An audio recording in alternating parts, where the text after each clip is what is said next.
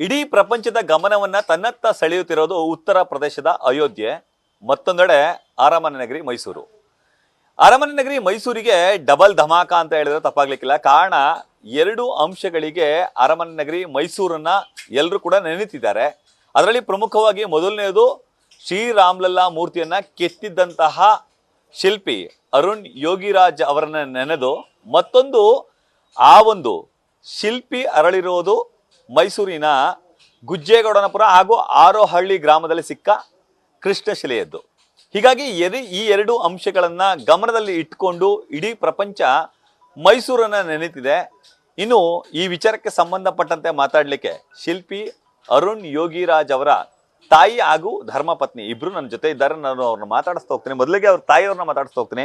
ಅಮ್ಮ, ಇಡೀ ಪ್ರಪಂಚ ಈಗ ನಿಮ್ಮ ಮಗನನ್ನ ನೆನೆತಿದೆ, ಎಷ್ಟು ಖುಷಿ ಆಗ್ತಿದೆ? ತುಂಬಾನೇ ಖುಷಿ ಆಗ್ತಾ ಇದೆ. ಇಡೀ ಕರ್ನಾಟಕವೇ ನೋಡ್ತಾ ಇದೆ. ಮತ್ತು ವಿಶ್ವಕರ್ಮ ಜನಾಂಗದವರು, ನಮ್ಮ ಕುಟುಂಬದವರು, ನಮ್ಮ ವೈನೂರು ಕೆಂಪೆಹುಂಡಿ, ಮುತ್ತಲವಾಡಿ ಕೆಂಪೆಹುಂಡಿ ಅವರು ಖುಷಿ ಪಡ್ತಿದ್ದಾರೆ. ಇಡೀ ಕರ್ನಾಟಕನೇ ಖುಷಿ ಪಡುವಂಥ ಹೆಮ್ಮೆ ಆಗಿದೆ. ನೀವು ಊಹೆ ಮಾಡಿದ್ರಮ್ಮ? ಎಲ್ಲರೂ ಕನ್ಸ್ ಮನ್ಸಲ್ಲಿ ಯೋಚನೆ ಮಾಡಿದ್ರ? ಮನ್ಸಲ್ಲೂ ಈ ಥರ ಅನ್ಕೊಂಡಿರ್ನಿಲ್ಲ. ಈ ಥರ ನನ್ನ ಮಗ ಹಿಂಗೆ ಮಾಡ್ತಾನೆ ಅನ್ಕೊಂಡೆ. ಈಗ 5 ತಲೆಮಾರು ಅಮ್ಮ, ನಿಮ್ಮ ಪತಿ, ಅವ್ರ ತಂದೆ, ಅವ್ರ ತಾತ ಮುತ್ತಾತನ ಕಾಲದಿಂದಲೂ ಕೂಡ ಈ ನಾಲ್ವಡಿ ಕೃಷ್ಣ ಒಡೆಯರ್ ಆದಿಯಾಗಿ ಎಲ್ಲರ ಪ್ರತಿಮೆಗಳನ್ನ ಅರಳಿಸ್ತಿದ್ರು. ಈಗ ಒಂದು ಪ್ರತಿಮೆ ಅಮ್ಮ ಇಡೀ ದೇಶ ಎದುರು ನೋಡ್ತಾ ಇತ್ತು, ಯಾವ್ದೋ ಶ್ರೀರಾಮಂದು. ಅಂತಹ ಒಂದು ಪ್ರತಿಮೆಯನ್ನ ಕೆತ್ತಿದಂತಹ ಪುಣ್ಯ ಈಗ ನಿಮ್ಮ ಮಗನ್ ಸಿಕ್ತಿದೆ. ನಿಮ್ ಮಗನ್ಗೆ ಏನಾದ್ರು ಈ ರಾಮನ್ ಈ ಒಂದು ತತ್ವ ಸಿದ್ಧಾಂತಗಳು ಅಥವಾ ಆತನ ಗುಣಲಕ್ಷಣಗಳು ಬರ್ಲಿ ಅಂತ ಹಾರೈಸ್ತಿದ್ರ? ಆತನ ಚಹರೆ ಏನಾದ್ರು ಚಿಕ್ಕ ವಯಸ್ಸಿಂದನೇ ಈ ರೀತಿ ಇತ್ತ? ಆ ಕಾರಣಕ್ಕಾಗಿ ರಾಮನ ಏನಾದ್ರು ಅವ್ರು ಕೆತ್ತಿದ್ರೆ ಹೇಗೆ ಅಂತ? ಇಲ್ಲ, ಆ ಥರ ಏನಿಲ್ಲ. ಕಾಮಕಾಮೇಶ್ವರಿ ದೇವಸ್ಥಾನದಲ್ಲಿ ಅವ್ರ ತಾತ ಮಾಡಿರೋದೆಲ್ಲ ನೋಡ್ಕೊಂಬರೋದು. ಅವನು ಅಷ್ಟೇ ತುಂಬ ಚೆನ್ನಾಗಿ ಮಾಡೋರೆ. ಕಾಮಕಾಮೇಶ್ವರಿ ದೇವಸ್ಥಾನದಂತೂ ನೋಡೋಕ್ಕೆ ಕಣ್ಣು ಸಾಲದು, ಅಷ್ಟು ಚೆನ್ನಾಗಿ ಮಾಡೋರೆ ಅವ್ರ ತಾತ ಅವರು. ಮತ್ತು ನಮ್ಮನೆಯವರು ಅಲ್ಲಿ ಭಾರತೀ ನಗರದಲ್ಲಿ ಆತ್ಮಲಿಂಗೇಶ್ವರ ಮಾಡುವಾಗ ತುಂಬಾ ಅವರು ಚೆನ್ನಾಗಿ ಮಾಡಿದ್ದಾರೆ. ಅದೆಲ್ಲ ನೋಡ್ಕೊಂಡು ಸ್ಟಡಿ ಮಾಡ್ಕೊಳ್ಳೋನು. ನಮ್ಮ ತಾತ ಹಿಂಗೆ ಮಾಡಿದ್ದಾರೆ, ನಮ್ಮ ಅಪ್ಪ ಹಿಂಗೆ ಮಾಡಿದ್ದಾರೆ, ನಾವು ಯಾಕೆ ಮಾಡಬಾರ್ದು ಅನ್ನೋ ಥರ ಅವನಿಗೆ ಕಲ್ಪನೆ. ಇಷ್ಟೊಂದು ಖುಷಿ ಪಡ್ತೀರಾ ನೀವು? 2008ರಲ್ಲಿ ಏನೋ MBA ಮುಗಿಸಿದ್ಮೇಲೆ ಎಲ್ಲ ಮಾಡಕ್ ಹೋಗ್ಬೇಡ, ನೀನು ಹೋಗ್ ಫಸ್ಟ್ ಕೆಲಸ ಮಾಡು, ನೀನ್ ಶಿಲ್ಪಿ ಗಿಲ್ಪಿ ಆಗ್ಬೇಡ ಅಂತ ಏನೋ ಬೈತಿದ್ರಂತೆ. ಬೈತಿದ್ದೆ. ನಾ ಗೌರ್ಮೆಂಟ್ ಕೆಲ್ಸಕ್ಕೆ ಹೋಗಿದ್ದು ಬೇಡ ಕಣಪ್ಪ ಅಂತ ಹೇಳವೆ. ಅಮ್ಮ ನೀವು ಸುಮ್ಮನೆ ಇದ್ಬಿಡಿ ಅಮ್ಮ, ನಾನು ಇದೇ ಕೆಲಸ ಮಾಡಬೇಕು ಅಂತ ಹೇಳ್ದೆ.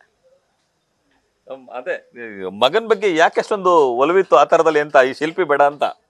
ಅದು ಅವನು ವಾಲಿಬಾಲಲ್ಲೂ ಮತ್ತು MBA ಮುಗಿಸಿದಾಗ ಎಲ್ಲರೂ ಒಂದೇ ಕೆಲಸ ಮಾಡ್ತಿರಲ್ಲ, ಬೇರೆ ಬೇರೆ ಕೆಲಸ ಇರಲಿ ಅನ್ನೋ ಆಸೆ ನಮಗಿತ್ತು.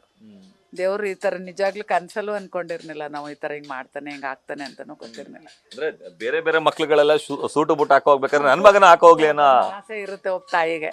ಸೂಟು ಬುಟ್ ಹಾಕೊಂಡು ನನ್ನ ಮಗ ಹಂಗಿರ್ಬೇಕು ಹಿಂಗಿರ್ಬೇಕು ಅನ್ನೋದು ಆಸೆ ಇರುತ್ತೆ ಒಂದು ತಾಯಿಗೆ. ಅದಕ್ಕಿಂತ ಹೆಚ್ಚಿನ ಇದು ಇವನು ಕಳಿಸಿದ್ದಾನೆ. ಇಡೀ ಪ್ರಪಂಚನೇ ನೋಡೋ ಥರ ಮಾಡಿದ್ದಾನೆ. ಈಗಮ್ಮ ಆಗಿನ ಅರುಣ್, ನೀವು ಬಾಲ್ಯದಲ್ಲಿ ನೋಡಿದ ಅರುಣ್, ಈಗ ನೋಡ್ತಿರೋ ಅರುಣ್, ಏನ್ ವ್ಯತ್ಯಾಸ ಕಾಣ್ತಿದೆ? ಏನಿಲ್ಲ, ತಾಯಿಗೆ ಒಂದೇ ಥರನೇ ಮಕ್ಕಳು ಅಂದಮೇಲೆ. ಅವ್ರು ವೃದ್ಧ ಇದ್ರು ಅಷ್ಟೇ, ಅವರು ಎಷ್ಟೇ ಇದ್ರು ತಾಯಿಗೆ ಮಕ್ಕಳು ಒಂದೇನೆ, ಎಲ್ಲ ಮಕ್ಕಳು. ಏನ್ ನಿಮ್ಮ ಮನೇಲಿ ಏನ್ ರಾಮನ್ ಪೂಜಿಸ್ತೀರಾ ಹೇಗೆ? ಆ ಥರ ಏನಿಲ್ಲ. ಮತ್ತು ಮೊದಲಿಂದನೂ ಅದೇ ಈ ಥರ ವಿಗ್ರಹಗಳು. ಅಮ್ಮ ಎಲ್ಲೂ ದೇವ್ರಿಗೆ ಹೋಗ್ಬೇಕಾಗಿಲ್ಲ, ಬಾಪ ದೇವಸ್ಥಾನಕ್ಕೆ ಅಂದರೆ ಇಲ್ಲೇ ದೇವ್ರುಗಳಿಲ್ಲ ಅಮ್ಮ, ಇಲ್ಲೇ ಕೈ ಮುಗಿರಿ ಅನ್ನೋ. ಇಲ್ಲ ಕಣಪ್ಪ, ಆ ಜಾಗಕ್ಕೆ ಹೋಗ್ಬೇಕು ನಾವು ಅಂದರೆ, ಅಮ್ಮ ಕಾಯಕವೇ ಕೈಲಾಸ ಅಲ್ವಮ್ಮ, ಇಲ್ಲೇ ಮಾಡೋದಾಯ್ತು ಅಂತ ಹೇಳ್ತಿದ್ದೆ ಅಷ್ಟೆ. ಮೊದಲು 2 ಪ್ರತಿಮೆಗಳನ್ನ ಪ್ರಧಾನಿ ನರೇಂದ್ರ ಮೋದಿ ಅವರೇ ಉದ್ಘಾಟಿಸಿದ್ರು ಅಮ್ಮ, ನಿಮ್ಮ ಮಗ ಕೆತ್ತಿದ್ದು. ನಿಮ್ಗೆ ಈ 3ನೇ ಪ್ರತಿಮೆ ಕೆತ್ತಬೇಕಾದ್ರೆ ಅನಿಸ್ತಿತ್ತಾ ಇದು ಕೂಡ ಸೆಲೆಕ್ಟ್ ಆಗುತ್ತೆ, ಮೋದಿ ಅವರೇ ಇದನ್ನು ಉದ್ಘಾಟಿಸ್ತಾರೆ ಅಂತ? ಇಲ್ಲ, ಆ ಥರ ಅಂದ್ಕೊಂಡಿರ್ನಿಲ್ಲ ಅಮ್ಮ. ಎಲ್ಲರೂ ಮಾಡ್ತಿದ್ದಾರೆ, 3 ಜನನೂ ಮಾಡ್ತಿದ್ದಾರೆ, ಅವರು ಕಷ್ಟಪಟ್ಟು ಮಾಡಿರ್ತಾರೆ. ದೇವ್ರು ಯಾರು ಕೂತ್ಕೋಬೇಕು ಅಂತಿದೆಯೋ ಅವ್ರದ್ದಾಗಲಿ ಬಿಡಿ ಅಮ್ಮ ಅಂತಂದ.